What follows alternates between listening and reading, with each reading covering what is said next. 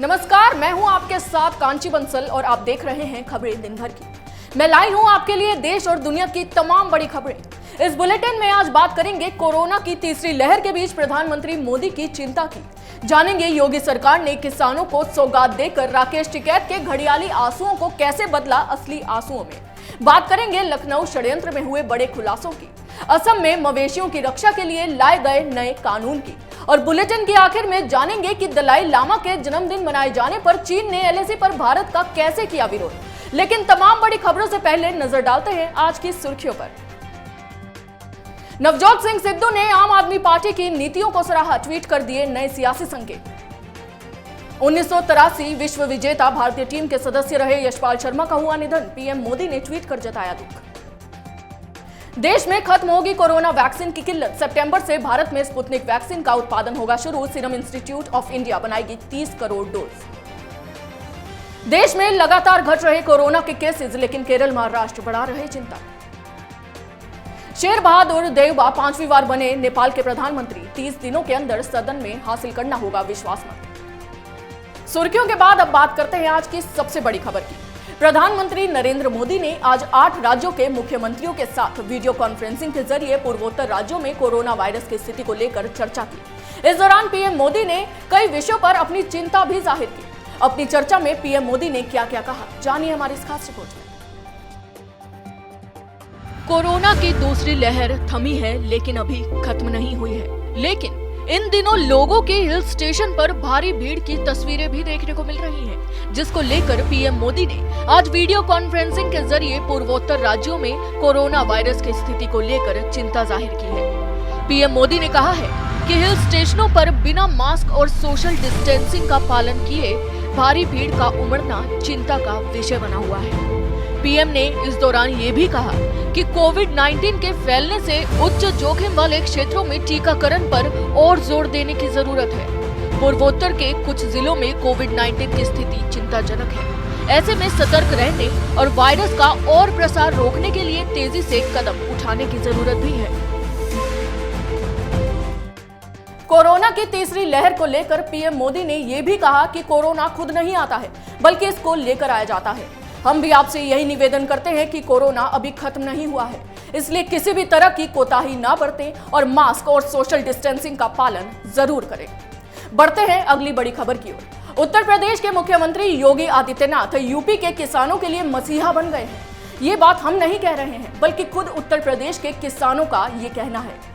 एक और योगी आदित्यनाथ ने किसानों के चेहरों पर मुस्कान बिखेरी है, वहीं दूसरी ओर योगी आदित्यनाथ ने किसानों को बरगलाने वाले फर्जी किसान नेताओं और इन फर्जी किसान नेताओं का हौसला बढ़ाने वाले विपक्ष की बोलती बंद कर दी है। सीएम योगी ने किसानों के हित में बड़ा काम करके एक नया रिकॉर्ड भी बना दिया है। आखिर ऐसा क्या किया है सीएम योगी ने, जिससे विपक्ष और फर्जी आंदोलनकारियों की हुई बोलती बंद, जानिए हमारी इस खास रिपोर्ट में। एक तरफ किसान आंदोलन के नाम पर फर्जी किसान नेता किसानों को पंचायत कर केंद्र सरकार के खिलाफ बरगलाने की कोशिश कर रहे हैं, वहीं दूसरी ओर यूपी के मुख्यमंत्री योगी आदित्यनाथ ने किसानों के लिए एक ऐसा काम किया है जिससे घड़ियाली आंसू बहाने वाले राकेश टिकैत जैसे फर्जी आंदोलनकारियों के अब असली आंसू बहाने का समय आ गया है। शायद किसानों को भी राकेश टिकैत के घड़ियाली आंसुओं का सच पता चल गया है। यही वजह है कि दिल्ली सीमाओं पर किसान आंदोलन के नाम पर डटे राकेश टिकैत के समर्थन में कुछ खासी भीड़ देखने को नहीं मिल रही है। ऊपर से योगी आदित्यनाथ ने 13 लाख किसानों को 11,141 करोड़ रुपए का भुगतान कर नया रिकॉर्ड बना लिया है, जिससे भोले भाले किसानों को बरगलाने वाले फर्जी किसान नेताओं की और उन फर्जी किसान नेताओं का हौसला बढ़ाने वाला विपक्ष किसानों को मुंह दिखाने के लायक भी नहीं बचा है। सीएम योगी ने किसानों के हित में काम कर एक बड़ा रिकॉर्ड बनाया है, जिससे ये बात साफ हो गई है कि यूपी के किसानों के लिए योगी आदित्यनाथ किसी मसीहे से कम नहीं है। वहीं दूसरी ओर योगी ने विपक्ष और घड़ियाली आंसू बहाने वाले राकेश टिकैत जैसे फर्जी किसान नेताओं को असली आंसू बहाने की वजह दे दी है। आगे बढ़ते हैं। लखनऊ से गिरफ्तार अलकायदा के आतंकियों के मामले में नए खुलासे हो रहे हैं। यूपी एटीएस को आतंकियों के पास से कई प्रमुख शहरों के नक्शे बरामद हुए हैं, जिसमें अयोध्या के राम मंदिर के आसपास की रेकी के नक्शे भी शामिल हैं। आतंकियों पर क्या क्या खुलासे हुए हैं, इस रिपोर्ट में देखिए। उत्तर प्रदेश पुलिस के एटीएस ने राजधानी लखनऊ में अलकायदा समर्थित अंसार गजवतुल हिंद से जुड़े 2 आतंकवादियों को गिरफ्तार किया है। ये 15 अगस्त पर लखनऊ समेत कई शहरों में बम विस्फोट करने की योजना बना रहे थे। एडीजी प्रशांत कुमार ने प्रेस कॉन्फ्रेंस में बताया कि एटीएस ने दुबका निवासी मिनहाज अहमद और मडियाव के रहने वाले मसीरुद्दीन को गिरफ्तार किया है। मिनहाज के घर से भारी मात्रा में विस्फोटक सामग्री और एक पिस्तौल भी बरामद हुई है। उसके घर से बरामद आईईडी को निष्क्रिय कराया जा रहा है। मसीरुद्दीन के पास से भी भारी मात्रा में विस्फोटक सामग्री बरामद की गई है। आतंकियों के कब्जे से प्रेशर कुकर बम भी बरामद हुआ है। काशी और मथुरा जैसे धार्मिक स्थलों के नक्शे एटीएस को आतंकियों के पास से मिले हैं। नक्शों में अलग अलग पॉइंट से चिन्हित किया गया है। आपको बता दें कि लखनऊ से गिरफ्तार अलकायदा के आतंकियों के मामले में और नए खुलासे हो रहे हैं। यूपी एटीएस को आतंकियों के पास से कई प्रमुख शहरों के नक्शे भी बरामद हुए हैं, जिनमें अयोध्या के राम मंदिर के आसपास की रेकी के नक्शे भी शामिल हैं। अब धीरे धीरे एटीएस की टीम और ऐसे खुलासे करती जा रही है। लखनऊ षड्यंत्र पर हर रोज नए नए खुलासे हो रहे हैं और इस पूरे षड्यंत्र की तारें पाकिस्तान से भी जुड़ी हुई हैं। नजर डालते हैं आज की अगली बड़ी खबर पर। असम के मुख्यमंत्री हेमंत बिस्वा शर्मा ने कल से शुरू हुए विधानसभा के बजट सत्र के पहले दिन राज्य में मवेशियों की रक्षा के लिए एक कानून पेश किया। इस कानून को असम गो संरक्षण विधेयक 2021 कहा जाता है। इस कानून का क्या है असल उद्देश्य, जानिए हमारी इस खास रिपोर्ट से। असम के बाहर मवेशियों के परिवहन पर पूरी तरह से प्रतिबंध लगाने की परिकल्पना ये विधेयक करता है। असम सरकार की ओर से लाया गया ये विधेयक बांग्लादेश में अवैध पशु तस्करी को खत्म करने के उद्देश्य से पेश किया गया है। इस बीच गाय संरक्षण विधेयक पेश करने के असम सरकार के कदम ने अन्य पूर्वोत्तर राज्यों में चिंता बढ़ा दी है, जहां गोमांस का सेवन किया जाता है।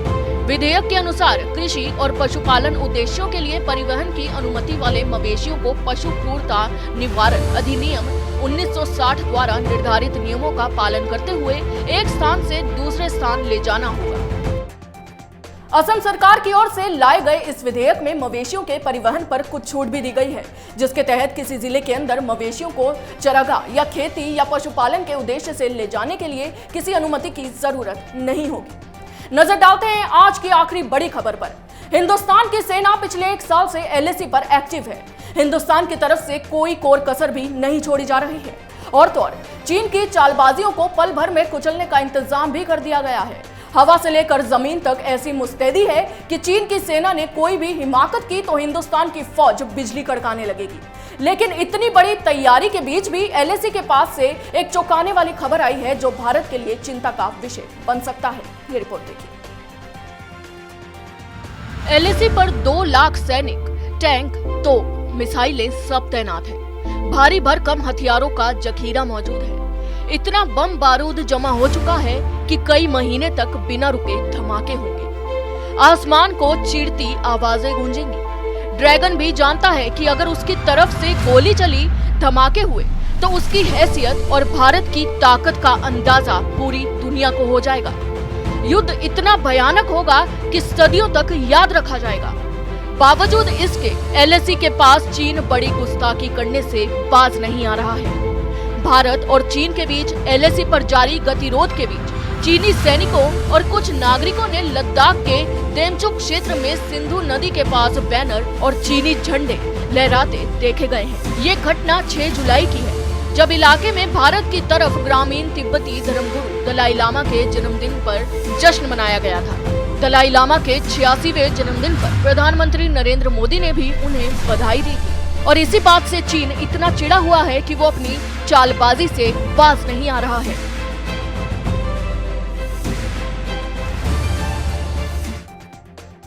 चीनी सैनिकों की ओर से यह कदम ऐसे समय में उठाया गया है जब दोनों देशों के बीच पूर्वी लद्दाख में कुछ टकराव बिंदुओं पर गतिरोध जारी है।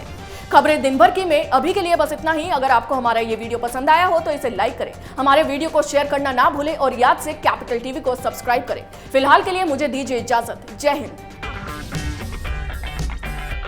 अगर आपको हमारा वीडियो पसंद आया हो तो इसे लाइक करें, हमारे चैनल को सब्सक्राइब करें और हाँ, बेल आइकन दबाना ना भूलें ताकि आप तक हमारे वीडियो की नोटिफिकेशन पहुंचती रहे। आप अपना सुझाव हमें कमेंट बॉक्स में दे सकते हैं। हमारे साथ जुड़ने के लिए शुक्रिया।